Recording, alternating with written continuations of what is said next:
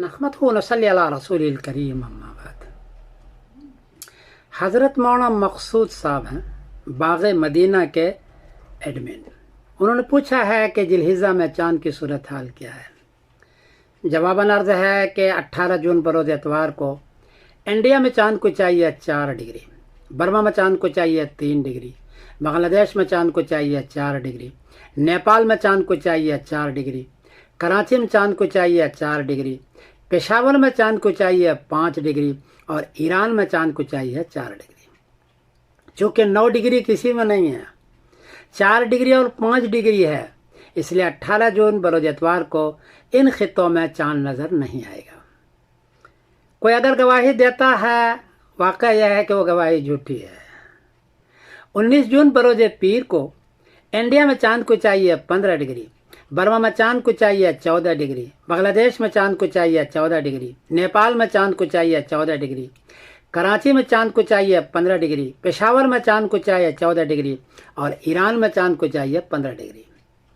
चूँकि 19 जून बरोज़ पीर को चाँद 10 डिग्री से काफ़ी ऊंचा है, 15 डिग्री और 14 डिग्री है, इसलिए 19 जून बरोज़ पीर को चाँद नज़र आएगा और 20 जून बरोज़ मंगल को जिलहिज़ की पहली तारीख होगी इंशाअल्लाह। जी चाँद बड़ा होगा, देर तक रहेगा, तो 19 जून को नज़र आएगा बरोज़ पीर को और 20 जून बरोज़ मंगल को जिलहिज़ की पहली तारीख होगी। इस एतबार से 29 जून बरोज़ जुमेरात को 29 जून बरोज़ जुमेरात को बकरीद होगी इंशाअल्लाह।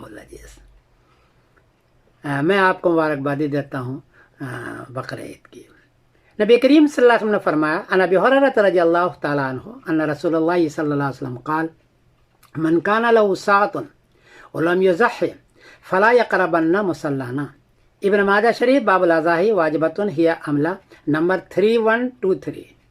इस हदीस के अंदर है कि आपने फरमाया जिसको गुंजाइश है वो कुर्बानी कर सकता है और फिर भी कुर्बानी उसने नहीं की तो फरमाया कि मेरी ईदगाह में भी नहीं आए हो। इतनी ताकीद है कि मेरी ईदगाह में भी नहीं आए। इसलिए जिनको गुंजाइश है, जो मालदार हैं, जिसको साहिब नसाब है, वो जानवर की कुर्बानी करें। हदीस के अंदर आता है कि कोई आदमी जानवर की कुर्बानी करता है तो उसमें जितना बाल है हर बाल के बदले में नेकी है। एक जानवर पर कितना बाल होता है, इसलिए और कितनी नेकी होगी, इसलिए कुर्बानी करें और उसके 3 हिस्से करें। एक हिस्सा खुद रखें गोश्त, एक हिस्सा रिश्तेदार को दें और एक हिस्सा गरीब मिस्कीन में तकसीम करें। ये होना चाहिए, एक बहुत बड़ी चीज़ है, एक नेमत है अल्लाह ताला ने हमें और आपको दिया है, तो कुर्बानी भी ज़रूर करें। मैं समीरुद्दीन कासमी बोल रहा हूँ, मानचेस्टर इंग्लैंड से।